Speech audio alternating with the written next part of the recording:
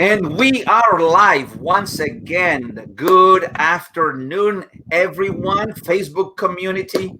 Alejandro Tornato here, coming directly from Beaufort, Georgia. And what a great day.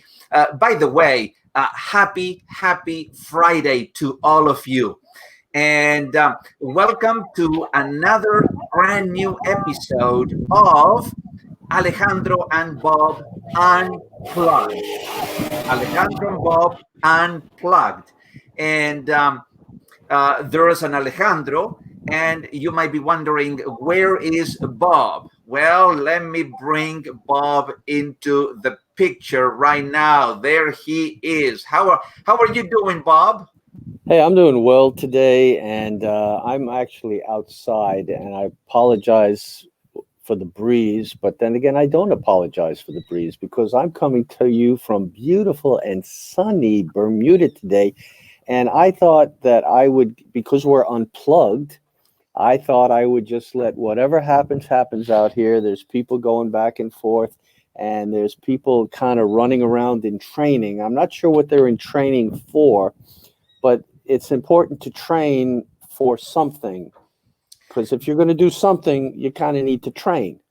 That's exactly right, and that was a very good subtle introduction to the topic of discussion for today's episode. And let me just put it very succinctly in this, as Bob said, it doesn't matter what you do in life, you need to prepare, you need to train. And the word training is more associated with a sports person, with an athlete, because athletes, that's what they do. I mean, they train. Okay, whether they want to compete in the Olympics or whether they want to compete in any competition, they just don't show up and said, "Hey, okay, let's see. I mean, if I win." No. They've been training hard for a very long time. So the topic of discussion for today that we want to expand upon is concentrated on this premise. Elite performers train with a specific purpose, while non-elite or others who are non-elite, they practice what they enjoy. So is there a difference between training with a purpose and just practicing?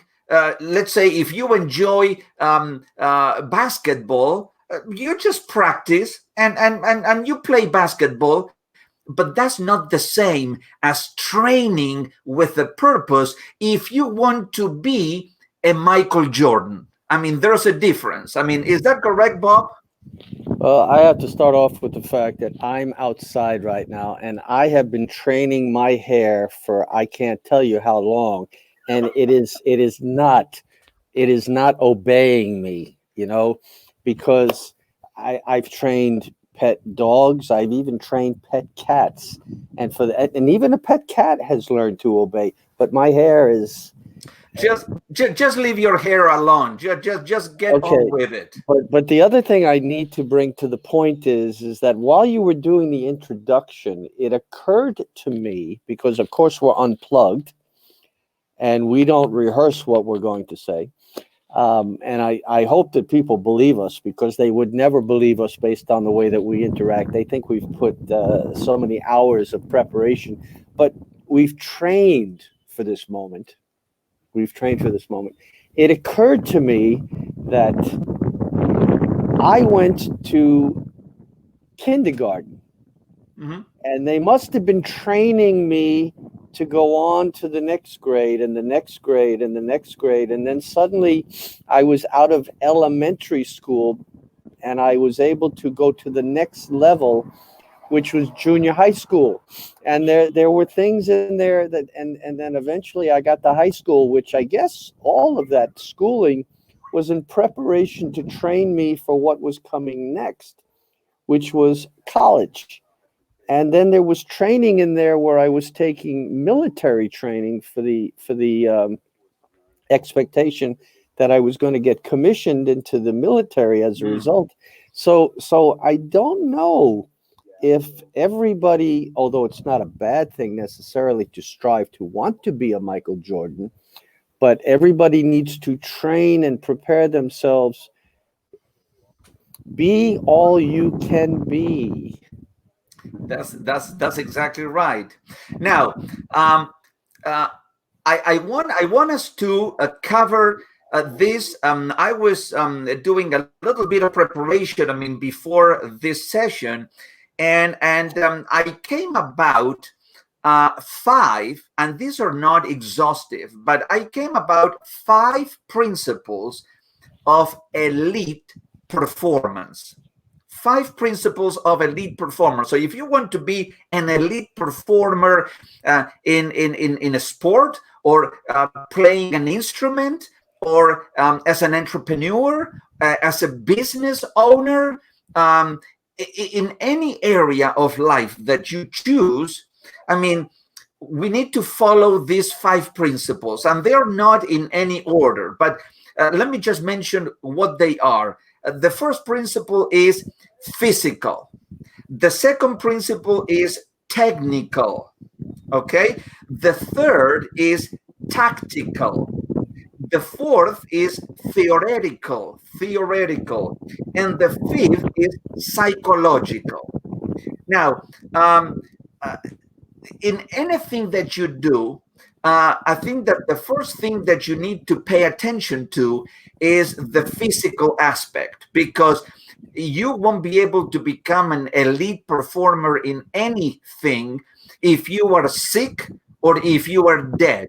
I mean, and in order to prevent sickness and death, you have to take care of your body. You have to take care of your physical um, uh, uh, of your physique. So, what can we say about that? For instance, we are speakers and trainers, Bob. So Well, how? I had to write down what you were talking about because I don't want to miss out on that. Okay, so as a speaker and as a trainer, what do you think? How can we relate and connect the physical aspect to becoming an elite performer? Well, if we're talking about physical, it would imply that we would need to practice in front of a chair or the dog, or even get brave and put the iPad or the camera out and Hmm. because it will take your physical presence to get over your physical presence. And I say that because some of us can be afraid of our shadows when it comes to being out there in front, because if you're going to be a speaker, Hmm. you could either choose to just use a microphone and broadcast over the internet and no one will ever see you. Yeah. Some of us some of us, we have no problem speaking in front of our friends or a group of relatives, but as soon as we transition into being in front of others, Yeah. even others we don't even see, something comes upon us. So we must continue to prepare physically Yeah. to get over that hump, that hurdle. Yeah, and I think also, I mean, for us, I mean, who love to speak in front of a live audience. Let's say, I mean, you are in an auditorium or in a room somewhere, and you are in front of people. Um, uh, I always thought, and I'm pretty convinced, that every presentation or every speaking that we do it is a performance. I mean, Yeah. it's a real performance because you bring in not only your words and your content, but you bring in your emotions, you bring in your movement, you bring in everything that you're doing on stage is part of that performance. And because that requires energy, we need to prepare ourselves physically to exert that amount of energy in speaking. But we cannot rest on our laurels, and the performance that we just did must be less than the one we're about to do. That's right. We are always on an improvement curve. I mean, everything worthwhile is uphill, and we have to keep moving up. Now, when it comes to the second principle of elite performance, which is technical, and when it comes to technical, it's all about technique. Now, whether you are in business, whether you are a plumber, whether you are an electrician, if you want to be an elite plumber or an elite electrician or an elite speaker or whatever it is, um, not only physical is important, but it's mastering the techniques that are associated with that particular craft that you want to improve. As a speaker, there are techniques that you want to master in order to be more uh, to connect more effectively with an audience, to make them laugh, to make them think, to make them go to the top of the mountain and then to the dark of the valley. All those are techniques. So, what can you say about technique, Bob? Well, funny you should bring that up because I was researching again for the first time the fact that what is a perfect 10? A perfect 10 is, and as I'm saying that, another lad is running by in his training to win the next Olympics. Olympics, that's where I'm going. A perfect 10. And so I was reminded, because most people that are watching this probably weren't born yet, but back in 1976, or maybe it was 79, at the Olympics, Nadia Comaneci. Oh, I don't, yes. well, you and I are about the same age almost. So The Nadia, Nadia Comaneci in gymnastics was the first one to do a perfect 10 in an event. And a few years later, at the another Olympics, the American Mary Lou Retton did a perfect 10. Now, I will best describe Mary Lou Retton's ability with technique, but let's remember that years and years and years of preparation to enhance and hone those techniques, because you sometimes only get one chance, yeah, one opportunity to show your stuff. that's right. And so here we are at the Olympics, and it was Mary Lou Retton's turn to do this event. Now, the person who was in first place at that moment had literally only a couple of hundredths away from a perfect score. So it was going to take Mary Lou Retton, if she wanted to win, that she had to do a perfect 10. Almost impossible. As I said, Nadia Comaneci was the only other person ever to do that. So Mary Lou Retton gets up and gets ready, and then she closes her eyes. And yes, it was the lull. It was the pause to reflect on. She closed her eyes because what we later found out was that inwardly she was visually seeing her doing this event and how it would all transpire. That's right. And so she opened her eyes and Off she went and did the thing and landed, did the perfect 10. The crowd went wild. But wait, there's more. She had one more opportunity to do the event again. Mm, Now, mind you, she could have not done it, but she chose to do it again, went through the same process, closed her eyes, that's right. opened it, landed, perfect 10. Why did she do that?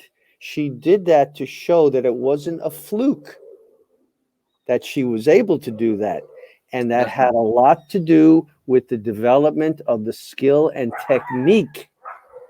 Because you don't get up in the morning and go to the Olympics and compete. You, Oh, you of don't course you not. don't you don't get up in life and compete. No.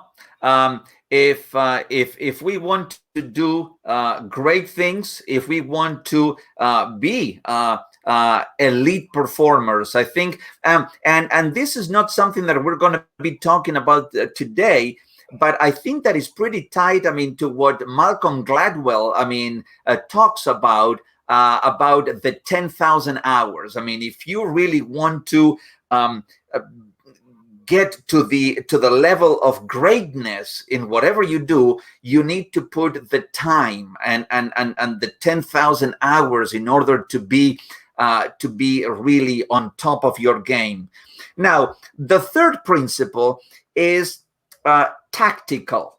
So in order to get to an elite level, there are some tactics and there are some strategies that we need to implement. So why don't we share what some of those strategies may be? I mean, for instance, in speaking or in facilitating training, in helping other people. I mean, what are some things that we can implement strategically in our own lives that we can then pass on to others? You know, this is such a broad topic to go into because as soon as you mention the word tactics, of course, I have a military background. So I'm thinking, okay, what's going to give me the advantage that's going to help me to come out as the winner That's right. Yeah. at the end of the day? And so tactics, you study the other team's tactics to see what they do so that you can develop your tactics. And I thought we were going to talk about Michael Jordan, how he became a super duper basketball player.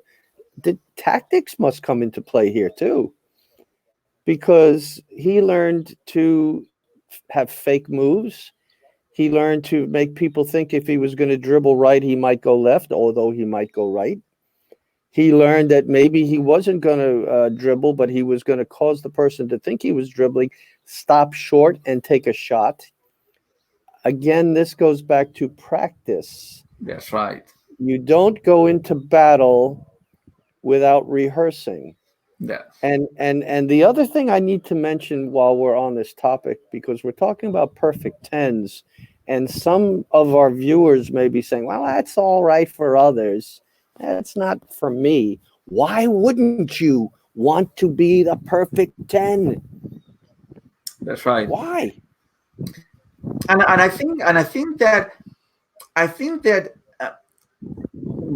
among those principles that would get someone to be an elite performer, I think that the missing one that is on this list is the fact that you have to want to become an elite performer. There has to be a Ah, desire yes. inside of you, because if that desire is not there, if you say, okay, I mean, if let's go back, I mean, to an example that everybody can relate to. If the Beatles, I mean the British pop group, I mean the Beatles, if they did not have the I'm glad you specified. I'm glad you specified because I was about to go get the fly swatter. if the Beatles did not have that desire to be world a world-known pop group and revolutionized music.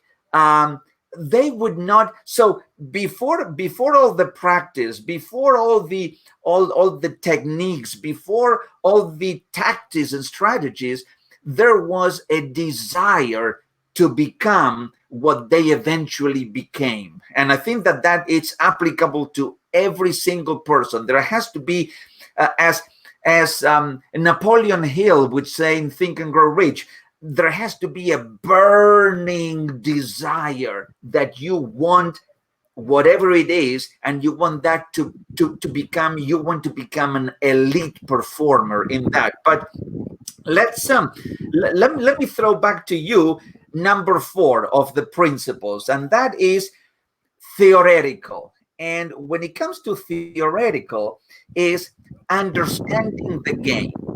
Now, of course, understanding the game, that comes from an athletic or a sports analogy.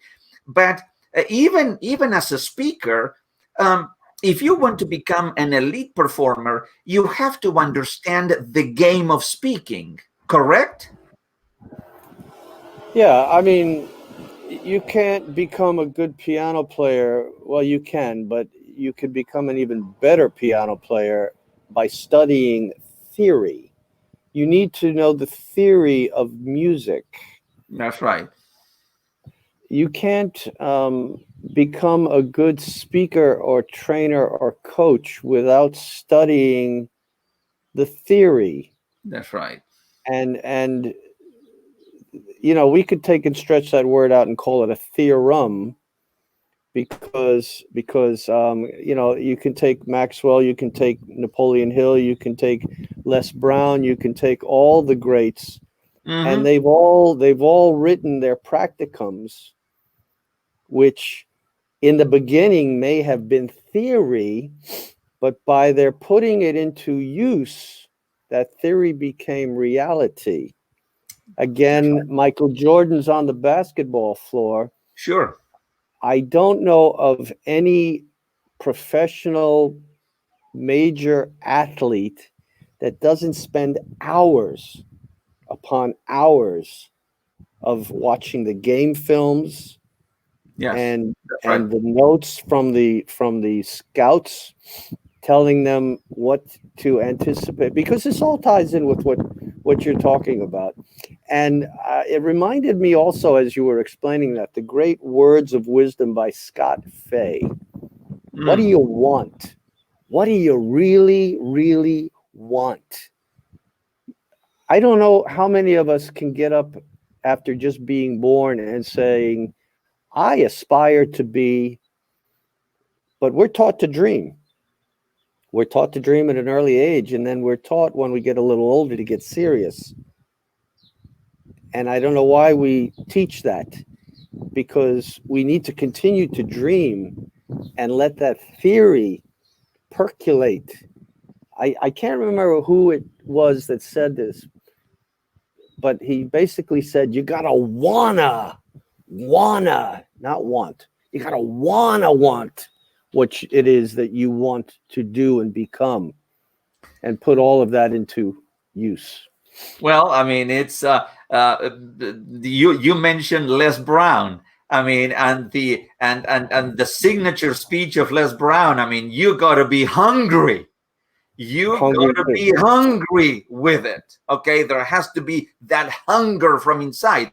But it's something very important that you mentioned is, and how sad it is, Bob, that when we are kids, and I remember, I mean, when I was a kid, I wanted to be this, and I wanted to do that, and the mind was limitless, bountiful, boundless. It was that kind of a dreaming and wanted. And then as we grow older, the thing is, now you have to be serious. Well, hold on your horses, please. Hold on your horses, please. What do you mean we have to get serious? Now, Oh, Did that mean that when I was dreaming that I wanted to be an astronaut, I was not serious back then? I mean, what I mean, and that's the mentality, that's the disconnection between having freedom in your thinking, and then as you grow older, then just bringing that thinking which is limitless into a box, and then you have to be doing whatever is inside of the confines of that box, and whatever is outside of that box, no, because I mean you're crazy to do that, or you are out of line to do that. I mean, and that's absolutely ridiculous, isn't it? But And before you go on to the next one, yes, because you mentioned five, we've done four. sure. You've got to tune some people out because they're either jealous or they've given up on their dreams, and they'll come out. I'm sure you've heard these things before. Why would you want to do that? That's Why right. would you want to be that? You can't do that. Who do you think you are? You need That's exactly. to you need to go for it. That's exactly right. And most people, they tell you, why do you want to do that? And what's behind that is the fact that they themselves wanted to do that. And for whatever reason, they didn't do it. And they didn't pursue the idea. And just because they didn't pursue the idea, they want to constrict you from pursuing the idea. And says, I mean, why do you want to do that? Because that's my dream and that's what I want to do. And I want to do it, whether you like it or you don't like it. And So it's never too late to and it's start. never too late. So let's come to number 5 of these principles, and that is psychological. And what psychological means is that it's all in your head. It's all in your head. You know, when I heard it so many times, countless of times, that when you are running a marathon, 26.2 miles, I never ran a marathon, but I heard it from people who run marathons and who run not one, but many marathons. They say that um, the first, I guess, the first uh, 22 or 23 miles, they can do it. I mean, that's fine. Okay. But the problem is the last 2 or 3 miles is when the body says it's enough. I cannot do it anymore. And then the mind kicks in and the mind takes over the body and it says, you can do it. You keep going. You keep going, one leg after the other. Keep going, keep going. And it's the mind that wins the game, even when the body has given up. So what can you expand on that, Bob? Well, I'm going to bring this home. I'm going to bring this home because you've just described punching through the terror barrier. You've just described bringing it home, and you've mentioned all of these great techniques. So let me quickly say we put men in space. In fact, we've put women in space. I don't want to be a sexist. But first came the dream, then came the planning, the techniques, the opportunity, the training, the reality, the realization that it can be done, and over and over and over until finally somebody ended up on the moon. Now the stars are waiting for you. Now, why am I saying all of this? Because the people that are watching this or listening to this on a podcast are the next group of people who are going to fulfill and take those dreams that they have inside them to the next levels, because things are yet to be invented that haven't even been thought about yet. Sure. And I realized today we were talking about how to become a great speaker, and but then you mentioned Michael Jordan. But this is so big. This is the techniques, the things that we've mentioned today are important no matter what you want to do with your life. And you only get one life. That's right. That's exactly right. Yes. So there you have it. There. I hope that this inspires people.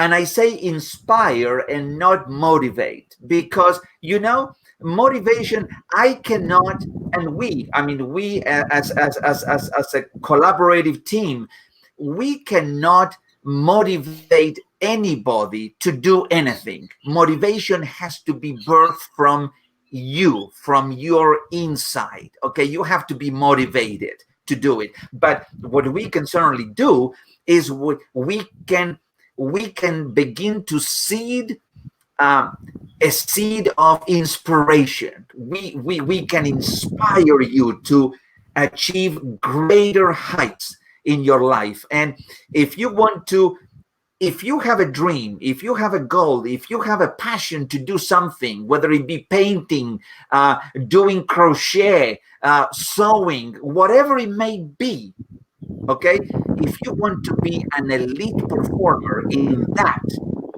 then watch again, or listen again to these five principles, and begin implementing this on a consistent basis, and you will be, and you will get to an elite level and an elite performer. So the final Hey, word. hey, hey! I am just totally excited. I know you're just as excited as I am, but all of our viewers need to be on the lookout, because you can take us with you. Be on the lookout that you'll be able to go to iTunes, to podcasts, and you can subscribe to the Alejandro and Bob Unplugged podcasts. Now, it's in the process of being published, so give it a few days.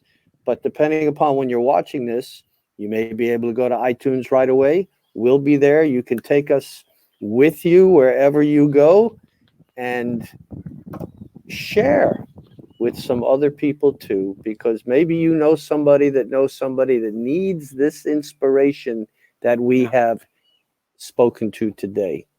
Yes, and if you subscribe, when you subscribe to the podcast, please leave us a rating and a review, because that is going to help. I mean, exposing that podcast. I mean, to others. Okay, so having said that, it's goodbye from us until the next time that we meet. And remember, you can become an elite performer. Live every moment, be intentional, be kind, be passionate, and be well. Take care. Bye bye, Bob. And be a perfect 10. And be a perfect 10. That's exactly right. Bye bye. Bye bye.